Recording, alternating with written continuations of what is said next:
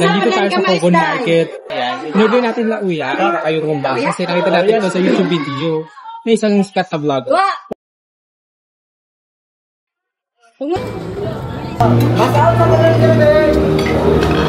Grabe ang lambot ng bumba nito.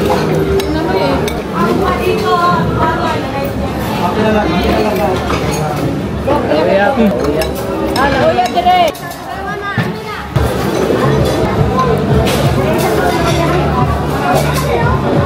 Sabaw sa lauya ngayon. Ang lambot ng meat niya. Pag-iira na dito.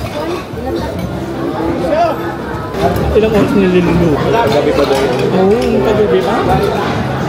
Parang slow cooking lang, no? Kami yung lauya, te. Ha? Kami yung lauya. Lamig?